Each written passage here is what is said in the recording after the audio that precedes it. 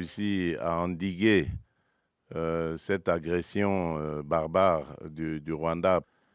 Quand ils ont entendu parler du fameux deal que nous allons signer avec les États-Unis, qui n'est pas du tout un deal qui consisterait à brader les minerais de la République, mais ils se sont vraiment déployés comme jamais, comme ils ne le font pas quand il y a des causes à défendre au pays. Mais pour ça, ils se sont vraiment déployés, tous, toutes catégories confondues, politiciens, religieux, société civile, tout ce que vous voulez, pour essayer d'empêcher, dissuader les Américains à faire ce deal avec nous. Donc pour laisser les Congolais dans la souffrance, ce que ça veut dire. Donc c'est pour vous dire combien nous avons d'ennemis dans ce que nous faisons. Mais nous n'avons pas peur de ça. Nous avons commencé ce combat bien avant eux, pendant qu'eux, ils buvaient du petit lait. Voilà.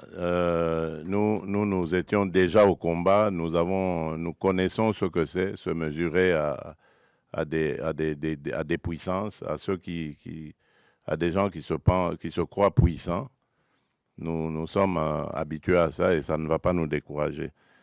Alors, tout ce que je peux vous dire, c'est par rapport à ce qui s'est passé hier. Vous pouvez suivre vous-même parce qu'il n'y avait pas de secret dans ce qui s'est passé. Je l'ai fait ouvertement. J'ai tendu la main à celui qui représente évidemment les forces qui agressent la République démocratique du Congo pour prendre à témoin le monde entier. Parce que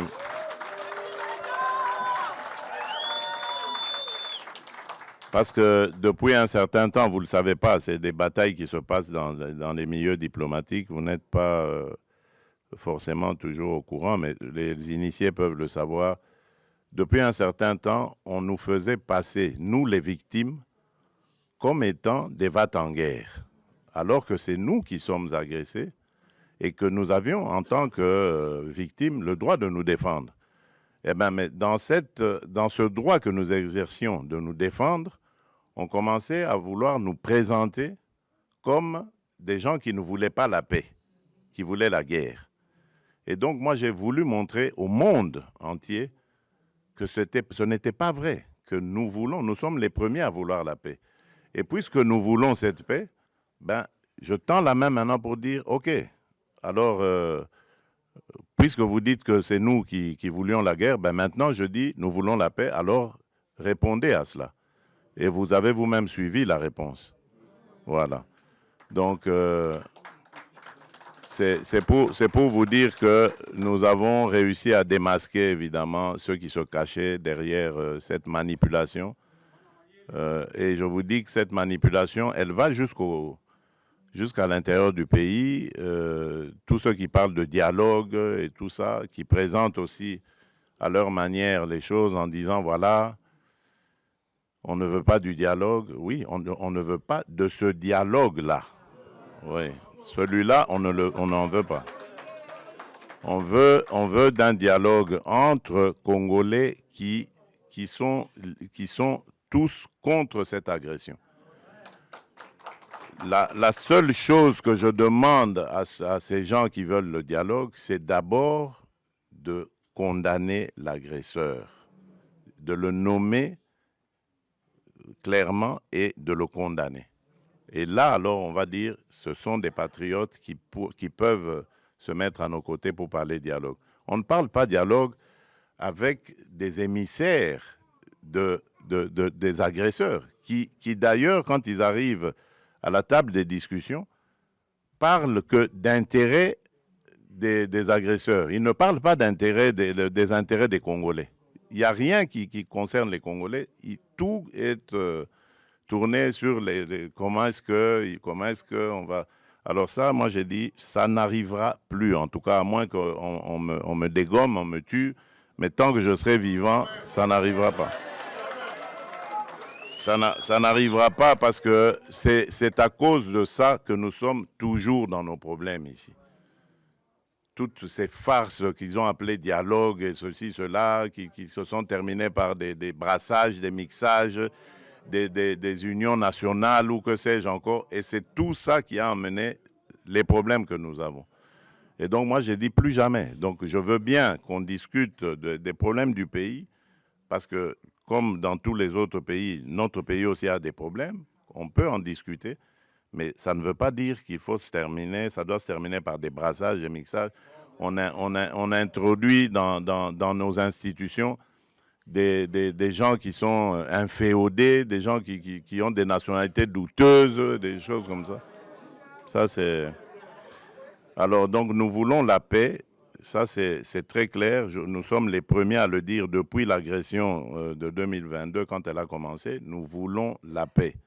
Parce que je peux vous dire que cette guerre nous coûte énormément.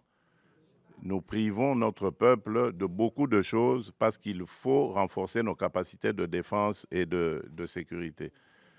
Et si on peut éviter cela et consacrer quand même ce peu de ressources à continuer à développer le social du peuple, les infrastructures, l'agriculture et tout ça, mais je signe des deux mains. Donc c'est pour ça que je dis, la paix, je la veux de tout cœur, mais pas à n'importe quel prix, pas une paix factice qui va encore nous rejeter, nous remettre dans les travers du passé et encore nous amener des problèmes et des victimes innocentes dans notre pays.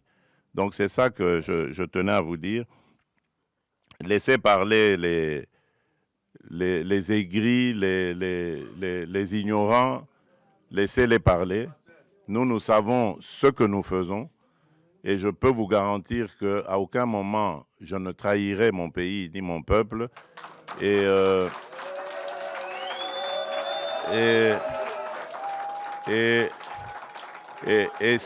surtout,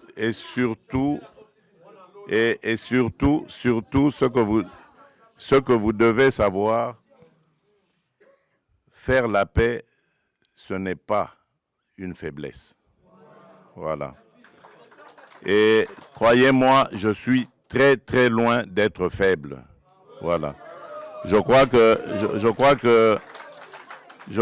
j'ai réussi à le prouver.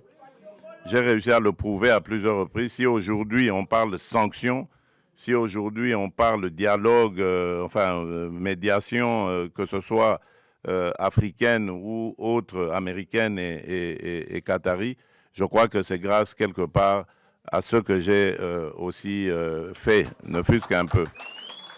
Donc ce n'est pas du tout une faiblesse, au contraire, c'est une noblesse de savoir faire la paix des braves.